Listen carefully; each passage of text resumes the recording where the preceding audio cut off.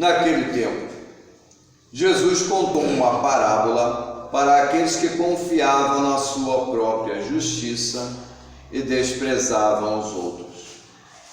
2 homens subiram ao templo para rezar. Um era fariseu e o outro cobrador de impostos.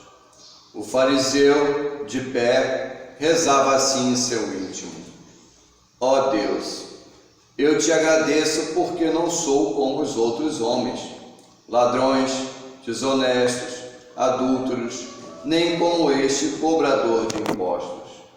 Eu jejuo 2 vezes por semana, dou o dízimo de toda a minha renda. O cobrador de impostos, porém, ficou à distância e nem se atrevia a levantar os olhos para o céu, mas batia no peito dizendo: Meu Deus, tem piedade de mim, que sou pecador. Eu vos digo, este último voltou para casa justificado, o outro não. Pois quem se eleva será humilhado, e quem se humilha será elevado. Palavra da salvação. Glória a vós, Senhor. Podemos sentar. A igreja hoje nos chama a refletir a nossa vida, como está a nossa vida de oração. Domingo passado, a liturgia da igreja nos falava do juiz injusto, também sobre a oração. Pedimos, mas muitas vezes não vemos que Deus nos atende, porque nós geralmente pedimos coisas humanas e esperamos também benefícios humanos. Mas o que a liturgia de hoje nos diz? Que Deus atende aos pobres e os liberta a sua alma, liberta da escravidão. Quando nós procuramos em oração nos libertar do pecado, procurando os sacramentos, Deus liberta a nossa alma da condenação. Deus nos chama a viver no seu reino. Hoje estamos aonde? No reino de Deus. Aonde que está o reino de Cristo? Aonde está Cristo? Cristo não está aqui no sacrário? Então estamos no reino de Deus. Estamos na presença do Rei. Aqui é o céu. Nós temos que nos dedicar totalmente na igreja à oração, porque Cristo se faz presente. Aqui nós podemos adorar a Deus, porque Jesus Eucarístico está presente. Se essa capela não tivesse Santíssimo, não poderíamos fazer a adoração a Deus, porque a nós católicos só é permitido adorar a Deus em Jesus Eucarístico. Por isso que fora da igreja nós não podemos adorar a Deus, porque não tem Jesus Eucarístico. Nós cometeremos idolatria se adorarmos a Deus fora de Jesus Eucarístico. E essa fé vem desde o início da igreja, né? Antes mesmo do Senhor Jesus vir até nós, o eclesiástico já dizia: o Senhor é o juiz que não faz distinção de pessoas. Todos nós somos filhos de Deus, seja justos ou injustos. E Deus, Ele tem paciência conosco. Ele tolera os nossos pecados, porque o salário do pecado é a morte, e nos chama à conversão todos os dias. Quantos anos nós estamos vindo na missa todos os domingos procurando a conversão?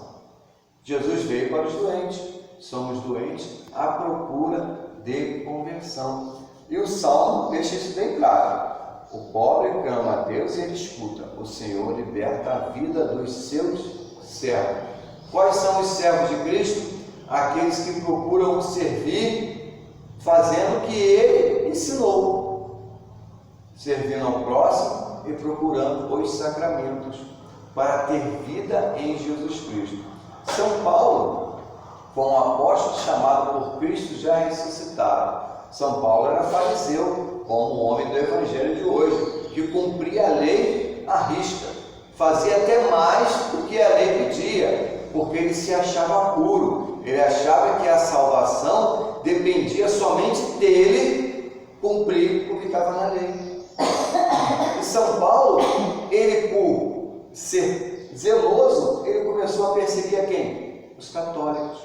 Porque os católicos tinham a liberdade em Jesus Cristo de viver a espiritualidade e não escravo da lei. Nós temos essa liberdade em Cristo de viver segundo o Espírito. O Espírito nos leva a quê? A ajudar ao próximo. Quem é o próximo? Qualquer um. E eles não. Os judeus só ajudavam os judeus. A palavra de Deus só era dirigida aos judeus. Eles eram escravos da lei. E nós somos libertos. Jesus nos enviou para anunciar ao mundo inteiro. E isso levou a que Paulo fosse preso. Assim como São Fulgêncio, que foi preso, virou escravo, São Paulo também foi preso. Mas Jesus já tinha avisado que ia levar ele para dar testemunho diante de reis e autoridades. E ele estava preso em Roma, e os discípulos, a qual ele anunciou o Evangelho, o abandonaram. Um foi para o mundo. Demas abandonou Paulo para viver no mundo. Tito, que também era bispo, foi evangelizar em outro lugar. Só ficou quem com ele? São Lucas, que nos escreveu esse evangelho de hoje. Então, na nossa vida, sempre as pessoas próximas vão nos abandonar, mas Jesus sempre deixa um sirineu. Ficou lá São Lucas para confortar Paulo, para o fortalecer. E o que Paulo falou sobre eles? Que Deus não os condene e também coloque como pecado para eles por ter abandonado. E a nossa oração? Quantos que nós trouxemos para a igreja, formamos na fé e não estão aqui hoje? Abandonaram Jesus. Nós temos que fazer o quê? Rezar para que eles voltem. Mas ter uma fé firme. Só existe um caminho. Jesus é o único caminho, verdade e a vida. Fora de Jesus Eucarístico não existe salvação. Essa é uma verdade da igreja há 2000 anos. Por isso que a igreja vai atender os doentes em casa que não podem receber Jesus Eucarístico. Vai o padre atender a confissão, que é necessária a confissão, o sacramento, para se reconciliar com Deus, e é necessário viver em Cristo Jesus na Eucaristia. Porque quem não recebe a Eucaristia está morto para Cristo. A liturgia dessa semana nos mostrou. Nós vivemos por Cristo.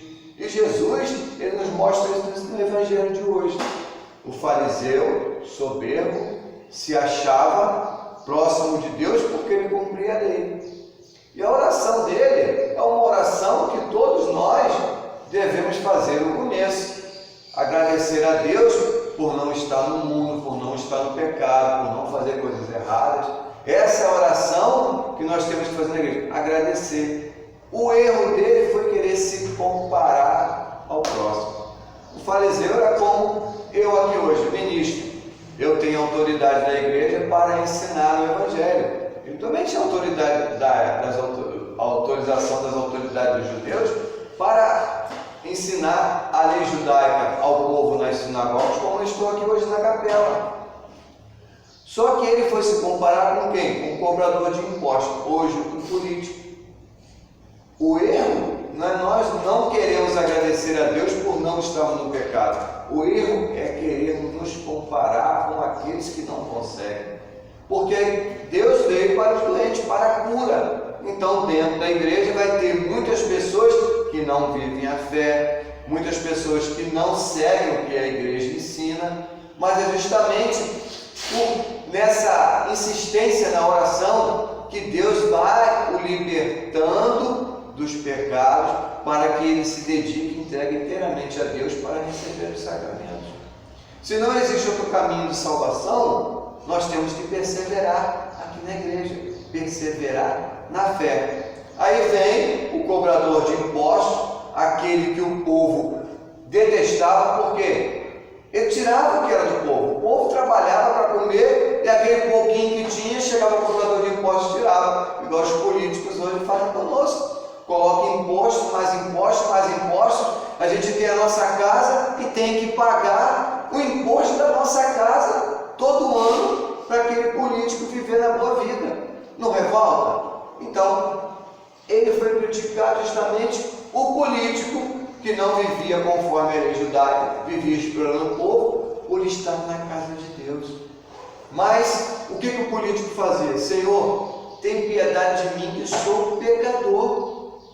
Ele queria o quê? Se converter, estar em oração, em perseverança, e na mesma situação nossa. Nós estamos aqui, Senhor, tem piedade de mim que eu sou pecador. Eu tenho que abandonar as coisas erradas. Eu não quero fazer igual Demas, abandonar a igreja para ir para o mundo, como muitos aqui fizeram. Por que tem tantos bancos aqui e estão vazios? Se há quantos anos atrás tem esse capela? 50 anos? Se 50 anos foi necessário, com a população pequena, se fazer tantos bancos para encher, por que hoje está tão vazio? Porque fraquejamos na fé. E nós não podemos fraquejar na fé. Porque Deus tem paciência conosco e nos dá essa oportunidade de estarmos aqui hoje. E quem Jesus falou que foi justificado? O ministro que procura ensinar a palavra ou aquele que explora o povo? Aquele que fez uma oração humilde. Senhor, tem piedade de mim que sou pecador. Agora aquele que fala, obrigado, Senhor, por não cometer os pecados que essa pessoa peca. Está se comparando. Nós temos que nos comparar, sim, aos santos. Senhor, me dê a graça de ser igual ao São Fulgêncio, que foi escravo, mas perseverou na fé. Ele na escravidão, ele evangelizou a rainha, ele evangelizou os príncipes, e quando eles assumiram o poder, eles abriram a oportunidade da igreja se fazer presente, onde Jesus pôde ser anunciado publicamente, porque nós católicos sempre fomos perseguidos desde o começo. Os apóstolos foram perseguidos, São Paulo perseguiu os católicos, ia de cidade em cidade para prender, torturar, para que renunciasse à fé. E muitas vezes hoje nós encontramos pessoas na rua que querem nos obrigar a renunciar à fé. Nós temos a fé de Cristo, que deixou sobre a fé de Pedro, e querem dizer, vocês são seguindo Deus morto, vocês são idólatras, pessoas que nem conhecem Jesus Cristo, porque se conhecessem estavam aqui. Não se iludam. A igreja ensina 2000 anos, o único caminho de salvação, a única porta do céu é a igreja. O mundo não pertence à igreja. O reino do céu é aqui, ali fora não é o reino do céu, ali fora o mundo é do maligno. E as pessoas que estão no mundo só têm uma missão: nos tirar da presença de Deus. Pode ver. Tem várias portinhas fora. Cada um segue um Deus diferente. Cada um anuncia um Deus diferente. Quando um de uma portinha encontra o outro outra portinha, você está salvo. Mesmo seguindo um Deus diferente. Quando encontra um católico, você está condenado. Por que fazem isso?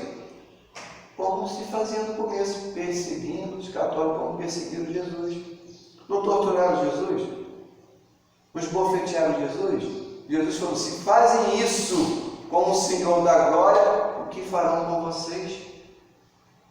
Se fizeram isso com Jesus no começo, o que farão com vocês? Quantos santos da igreja são mártires porque foram torturados? A maioria dos santos era jogados na arena de Roma, no Coliseu, para os leões comerem, para que todos vissem. E o que acontecia? O sangue deles, que clamava na terra a Deus, fazia com que as pessoas que estavam assistindo se convertessem ao catolicismo. Gente, essas pessoas sendo torturadas não renegam a fé, é porque encontraram Deus. E nós não resistimos. Quantos estão aqui? 30, 40, 50, 60, 70 anos resistiram à tortura do mundo e permaneceram na fé do Cristo. Quantas vezes fomos perturbados, mas resistimos na oração? Por que o mundo tem tanto ódio de Nossa Senhora? Porque aquele que reza o terço, ele medita o Evangelho do Senhor Jesus Cristo. O Pai Nosso é o Evangelho que Jesus anunciou, é a oração perfeita. A Ave Maria é a oração em que o anjo saudou Maria, o anjo anunciou a Maria a vinda de Jesus, e o mundo tem ódio de Maria ter dado sim, porque a nossa salvação veio pelo sim de Maria, veio pelo seu sangue e a sua carne, que gerou o Senhor Jesus, pela ação do Espírito Santo, porque ela é a única criatura que recebeu a Santíssima Trindade. O Espírito Santo veio sobre ela, a sombra de Deus a cobriu, e o próprio Filho, o Senhor Deus, Filho Jesus Cristo, encarnou no seu ventre. Ela é pura pelos méritos de Cristo. E nós, para podermos entrar no reino de Deus, só pelos méritos de Cristo, por Jesus Eucarístico. Nós não conseguimos servir a Deus na fidelidade. Quem nos dá força para nos mantermos na presença de Deus é Jesus Cristo Eucarístico. É a força de Cristo que nos dá esse poder de resistir às tentações do mundo. Porque nós sabemos que todo domingo poderemos vir aqui nos fortalecer em Cristo. Que Deus é fiel. 2000 anos sendo perseguidos, estamos aqui, na presença de Cristo, vivendo esse Evangelho, através de quê? Da oração. Não rezamos todos os dias? Os que não mantêm firme, não é a oração? O que mantém a igreja de pé, não é a oração?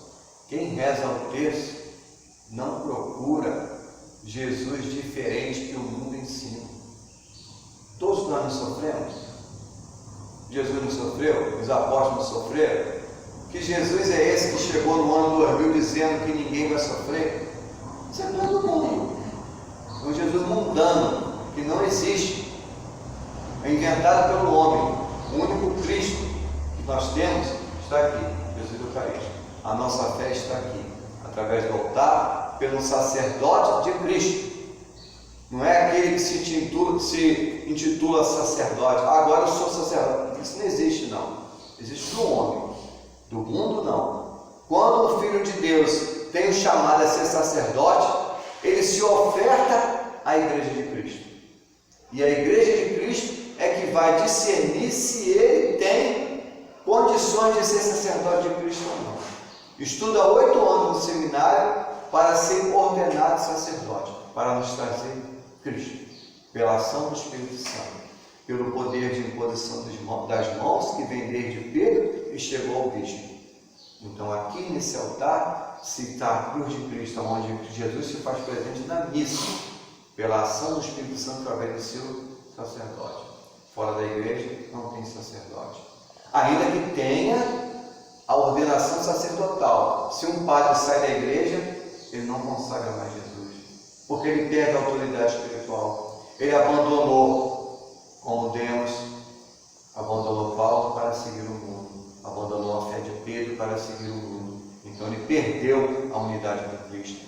Então nós temos que perseverar na fé, porque se saímos da igreja perdemos o contato com Deus. Nós temos que estar aqui, porque é daqui que vem a salvação. Nós fazemos a nossa parte, estamos aqui diante de Cristo, mas somente em Jesus Eucarístico vamos conseguir a salvação, porque não há nada que o homem possa fazer para conseguir a salvação. Aí Pedro pergunta ao Senhor: Jesus, então o que pode ser salvo? Para os homens isso é impossível, mas para Deus tudo é possível. Então, quando recebemos o sacramento, nos confessamos, sinceramente nos arrependemos e procuramos Jesus Eucarístico, encontramos a herança do seu reino. E assim como estamos aqui no reino de Cristo hoje, estaremos lá no céu com ele. Louvado seja o nosso Senhor Jesus Cristo. Para sempre seja louvado. Vamos